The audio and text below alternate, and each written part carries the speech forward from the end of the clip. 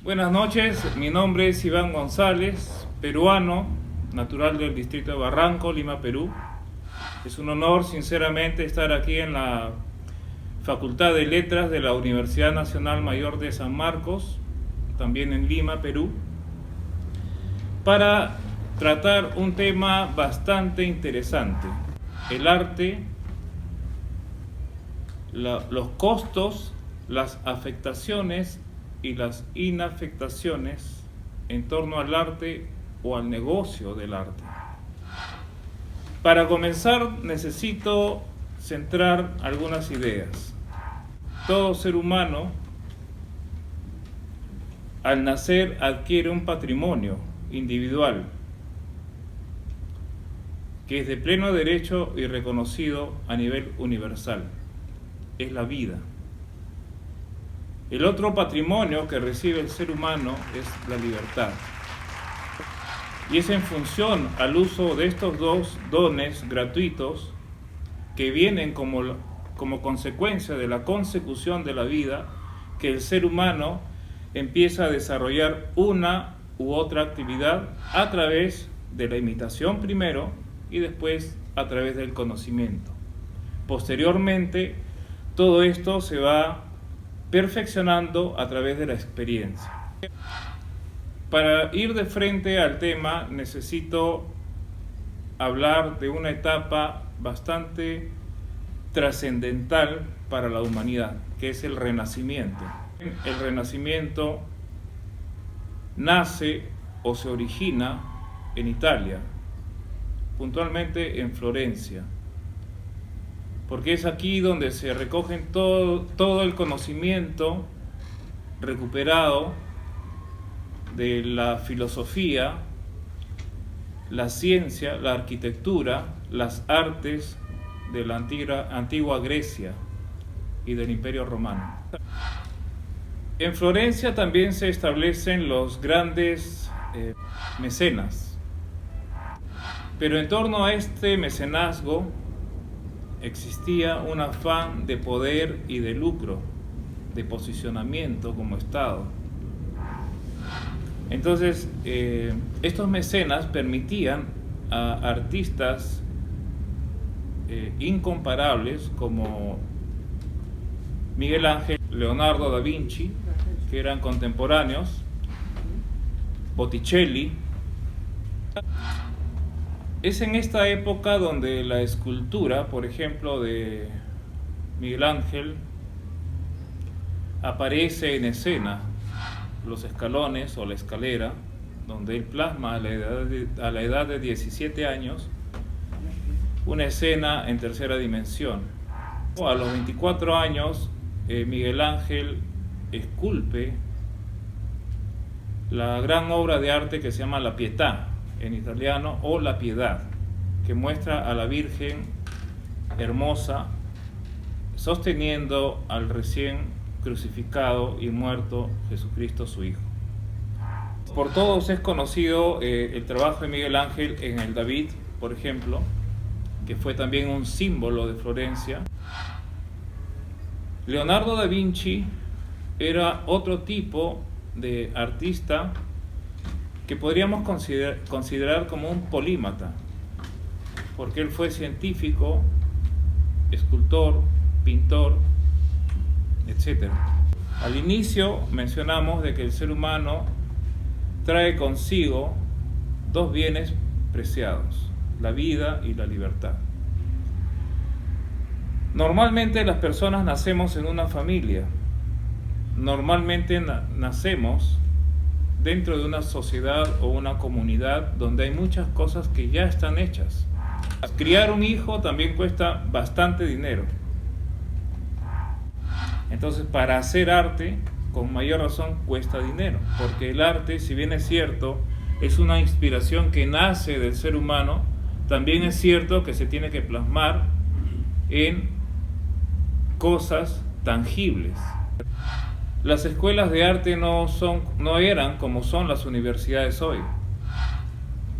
Miguel Ángel tenía una serie de asistentes a quienes llevaba a sus trabajos para que ellos puedan preparar el yeso, el estuco, la cal, ¿no? Pudieran tarrajear el techo, por ejemplo, de la Capilla Sixtina y preparar los tintes bajo su supervisión e indicación o sus fórmulas en el primer piso y después subirlas, o probablemente llevar los insumos desde el primer piso hasta donde él estaba, encorvado, haciendo el trabajo. También tenían que llevarle la comida, que es un costo, en este caso es un costo directo, es ineludible. Miguel Ángel tenía que volver a su casa a pernoctar, tenía que mudar de ropa, tenía que probablemente pagar algunos tributos, o probablemente tenía que pagar salarios a sus ayudantes o asistentes. Entonces depende también de la tendencia que tiene el artista, a menos que una institución lo pueda patrocinar, o a menos que un mecenas le pueda solventar estos gastos, pero igual, así lo solvente un mecenas, cuesta dinero. Entonces, si al tiempo que se le dedica para desarrollar una obra le agregamos todo aquello que es adquisición directa para elaborar esa obra, tenemos más o menos una composición de costos. El artista actual necesita pagar sus impuestos, si es que tiene una propiedad, pagar sus arbitrios, pagar los consumos cotidianos de agua, luz, internet, etc.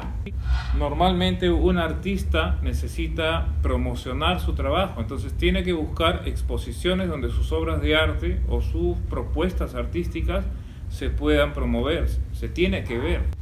Para entender esta parte quisiera graficar aquello que Jesucristo le dijo a los judíos como parte del Sermón del Monte.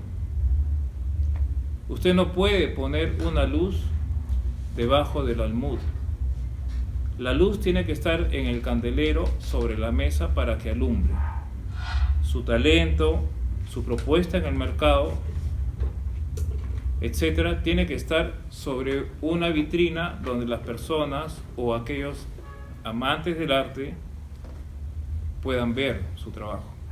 A esto vamos a agregarle también el costo de manutención que representa mantener a un artista o a un artista potencial, que es desde que es concebido hasta que termina los estudios regulares de primaria y secundaria, y luego entra a estudiar a la Escuela de Bellas Artes, a Corriente Alterna, a la Universidad Católica, donde usted quiera. En Perú, en Francia, donde quiera estudiar, cuesta dinero. Si usted es becado, qué bueno, pero así sea becado, tiene que entender que esa clase que se le da cuesta, porque el profesor que le enseña no enseña gratis. Entonces el centro de estudio también paga a ese profesor. Para formarlo a usted como tal, como artista, usted también ocupa una infraestructura. Usted también tiene que llevar sus materiales para poder practicar. Usted necesita sus pinceles. Si usted dibuja un rostro, tiene que, por ejemplo, maquillar ese rostro de acuerdo a la figura o a la propuesta que usted está haciendo. Si es un abstracto multicolores, tiene que matizar. Hay artistas que, por ejemplo, tienen un solo trazo, trabajan sin boceto. Hay otros que prefieren darle 2, 3, 4 o 5 manos de óleo a su lienzo. Entonces cada capa, cada gota de pintura cuesta un monto en dinero. Velázquez, por ejemplo, estudiaba mucho la historia, ¿no? Igual lo hacía Picasso. Para pintar Guernica tenía que conocer la historia, para poder transmitir los símbolos que la historia real y ocurrida, a través de su entendimiento, tenía que pasar al lienzo. Como estamos hablando de la época del Renacimiento, no podemos evitar que Miguel Ángel haya leído la Biblia, o lo que conocemos como la Biblia. En ese tiempo no sé si existía. Y como él era el engreído de la corte de los Medici, tenía acceso a tratar con poetas, filósofos, con el clero, con los más altos líderes del clero de la época, ¿no? Y tenía otro tipo de riqueza que no tiene un costo en monedas, sino tiene un valor. El valor es muy diferente al costo, por si acaso. Dos detalles más. Este David que trabaja Miguel Ángel, ya 25 años atrás, este bloque de mármol, un par de artistas los habían dejado de lado porque no pudieron transmitir aquello que Miguel Ángel sí pudo. La percepción que tenía Miguel Ángel, por ejemplo, era que debajo de cada hebra de ese mármol, de cada hendidura, había un alma que quería salir, una imagen, una figura que quería salir. Hasta ese momento, todos los pintores o escultores que habían plasmado la escena bíblica habían colocado a un David vencedor con la cabeza de Goliat cortada después por este héroe judío. Y Miguel Ángel lo propone de otra manera.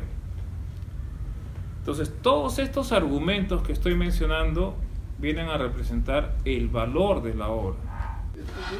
Si usted quiere agregarle valor a su obra, lo que tiene que hacer es exponer sus trabajos. Tiene que hacer individuales o presentaciones colectivas que le agreguen valor a su obra. Usted va a tener una crítica. Y en las colectivas usted mismo se va a comparar con el estilo de otros artistas. Entonces, si tenemos costo, gasto y valor, vamos a poder hacer la siguiente pregunta.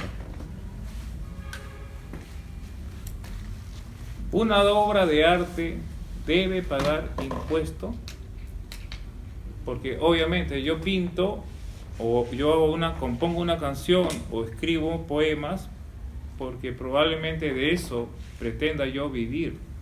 Y si no me da renta, yo no puedo satisfacer el costo que representa vivir en estos tiempos. De acuerdo a la ley del impuesto a la renta, todo aquello que genere renta tributa. 26, 27, 28, 30%, 40%, el porcentaje que usted le quiera poner. Paga un impuesto a la renta. Lo paga porque usted está generándolo en un lugar, en un país donde ya el Estado está posicionado y hay un orden jurídico, hay cosas que a usted no le han costado. Por eso lo paga, porque usted está haciendo negocio en ese espacio. Además de ese impuesto existe otro, que es el impuesto general a las ventas. Si yo construyo este producto, a simple vista es un teléfono celular, que hoy por hoy todo el mundo lo tiene.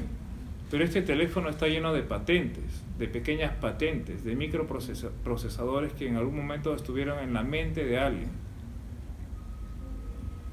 Y estas patentes otorgan un derecho de propiedad, como cuando usted hace una canción. ¿Por qué hasta ahora estamos diciendo que Miguel Ángel es el autor de tal o cual obra, o que Leonardo da Vinci es el autor de tal o cual obra? ¿Quién certifica eso si nosotros no hemos visto a esos señores?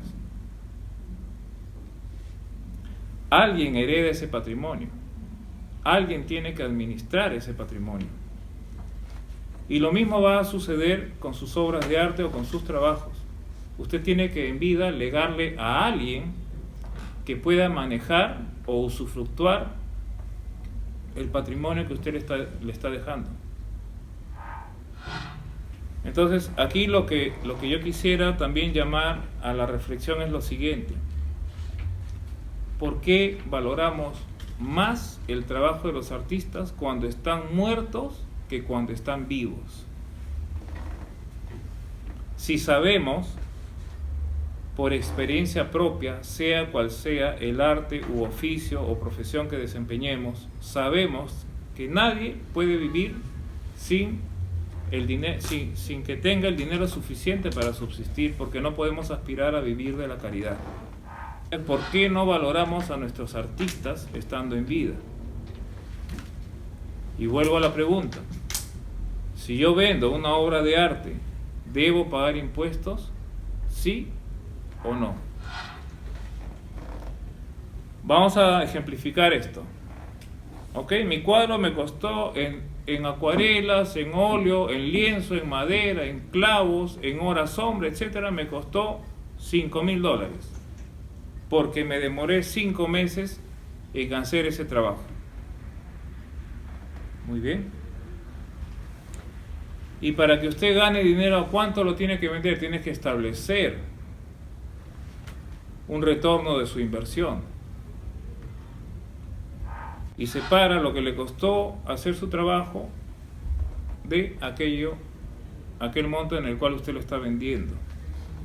Ese espacio en moneda está afecto o representa la base imponible para que usted pague su impuesto a la renta. ¿Y qué deduzco? Todo aquello que yo pueda demostrar que está íntimamente ligado a la generación de ese producto. El producto puede ser obra de arte, puede ser la fabricación de un martillo, puede ser la composición de una canción, puede ser la musicalización de una canción, etc. Entonces usted, así como adquirió la vida, así como adquirió la libertad, usted tiene que guardar su estilo, su mística. Tiene que usted mismo ser dueño de su patrimonio. Entonces, ¿qué tiene que ver esto con pagar impuestos? A ver, si yo vendo esto, supongamos que esto sea una obra de arte, que toda la crítica dice que vale mínimo $1.000.000. ¿Tengo que pagar impuestos por el monto? Y si vale 5 soles, ¿tengo que pagar impuestos basándome en el monto? Hay tramos razonables, ¿no?, donde la administración tributaria fija los topes para las rentas percibidas durante un ejercicio o durante un año. Si usted pasa de ese tope, entonces está afecto al impuesto. Si no llega a ese tope, no está afecto al impuesto. Pero ¿qué ha pasado con un informe que emitió la SUNAT o la Superintendencia Nacional de Administración Tributaria el año 2015? Dice que todas las obras de arte hechas por peruanos en el extranjero y que se importan a Perú no están afectas al impuesto general a las ventas. El arancel para que se paguen aduanas para poder introducirlos al Perú es 0. Hace poco estuve en una discusión algo acalorada y mi interlocutor me decía: ¿y por qué el Vaticano no se desprende de tantas obras de arte y tanta riqueza, las vende y lo gasta en comida para las personas pobres? Eso no se puede hacer con un patrimonio de la humanidad.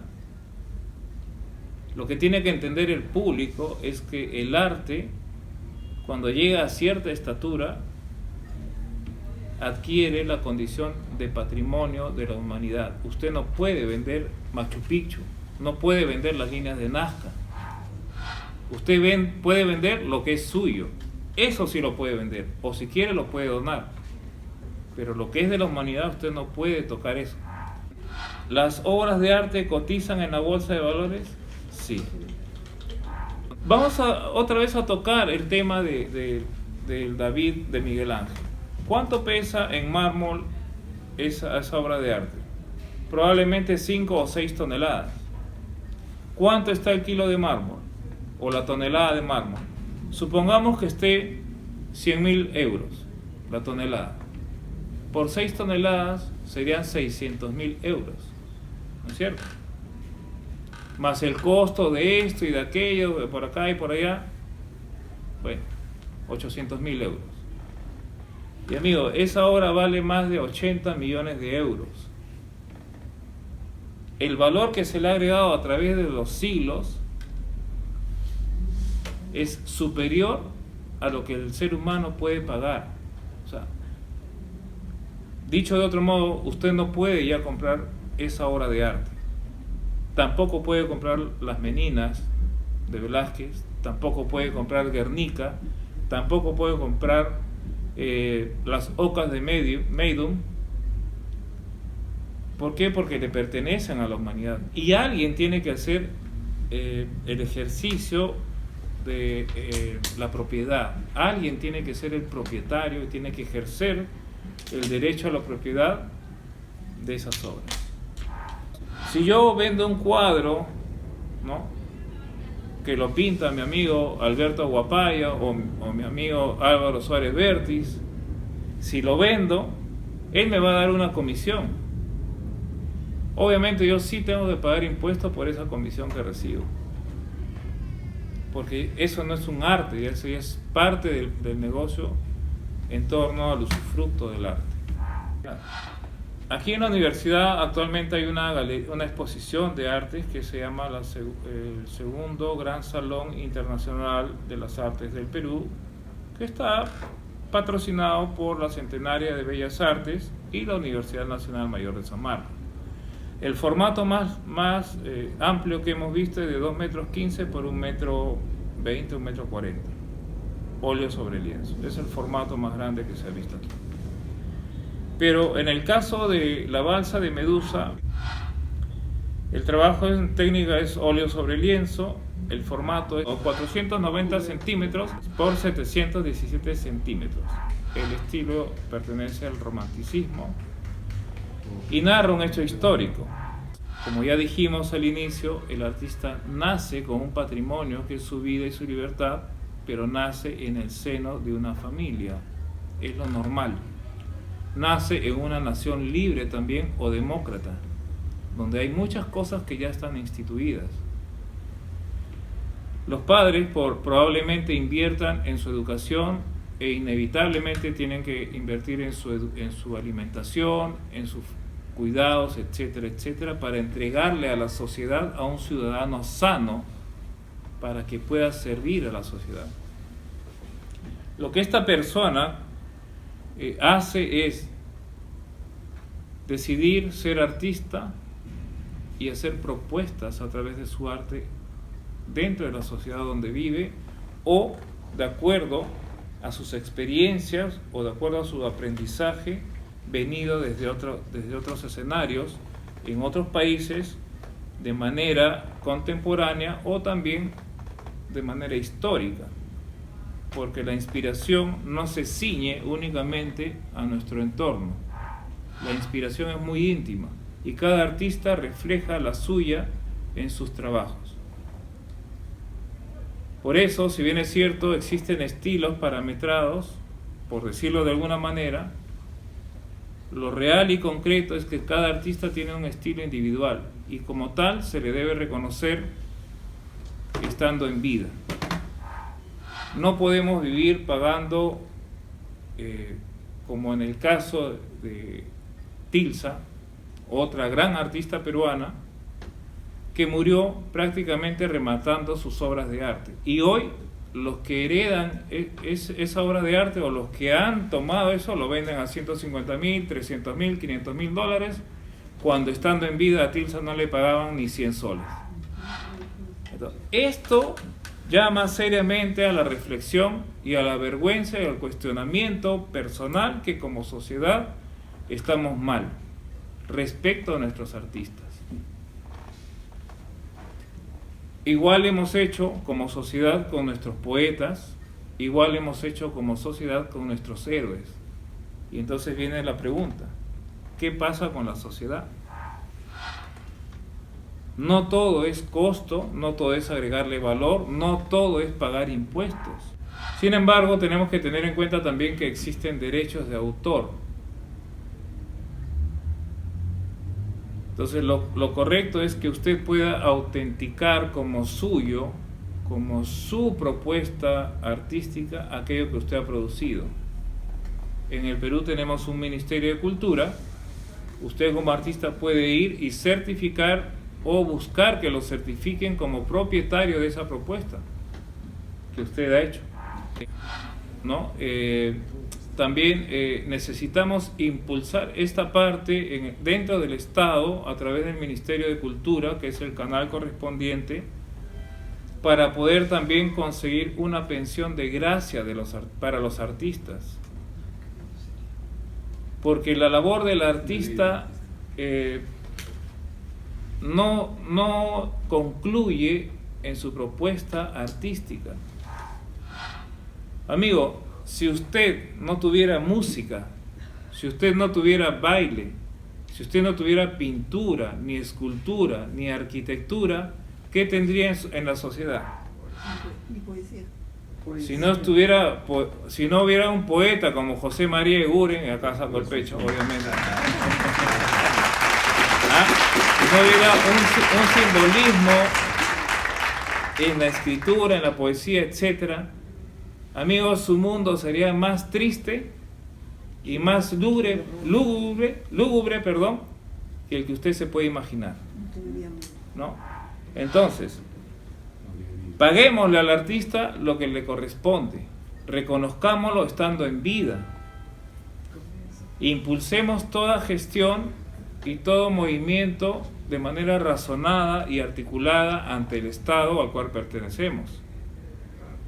Si en otro lugar existe una movida interesante al respecto, bueno, tomémosla, aprendamos de otras sociedades que sí respetan a sus artistas.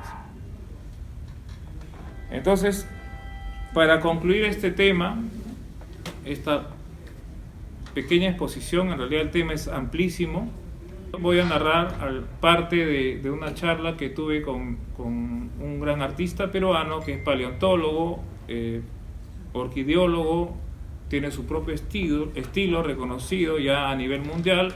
Si usted lo googlea, él va a aparecer junto a Picasso, ¿no? Junto a ¿cómo se llama la mexicana? Frida Kahlo, ¿no? Etcétera, etcétera. Es mi amigo Álvaro Suárez Vértiz.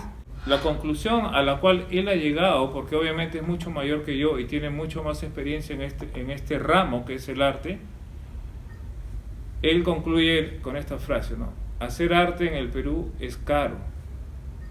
Hacer arte en cualquier lugar del mundo es caro. Cuesta dinero. Porque también otra realidad que tenemos que entender es que el artista no amanece y ya está inspirado automáticamente porque abrió los ojos. Probablemente muchos artistas se desvelan, no tienen horario de trabajo. Probablemente muchos artistas también no tienen los servicios básicos. Esto es lo que nos debe preocupar como sociedad. No solamente venir y tomarnos un selfie, ¿no? O tomarle foto a una obra de arte, ¿no? Eso realmente es una mozonada cuando nos conducimos de esa manera. Debemos como sociedad aprender a consumir arte, a leer la historia, a leer a los poetas, a interpretar la poesía, a hacer también de nuestra vida un arte, ¿no? El arte de entender, el arte de respetar, el arte de darle valor a las personas y darle valor a las cosas que se hacen con buena intención o con entendimiento tal que a nosotros no nos alcanza para entender. Yo le aseguro lo que usted quiera, le apuesto a lo que usted quiera, que Leonardo da Vinci y Miguel Ángel, por no nombrar al resto de artistas, sabían exactamente o entendían el impacto que sus obras tendrían en la humanidad. Porque la sensibilidad del artista es tal que probablemente pueden entender más pura y más rápidamente el lenguaje divino. A Miguel Ángel, a propósito, le decían el divino. Ya para concluir esto, bueno, gracias por todo.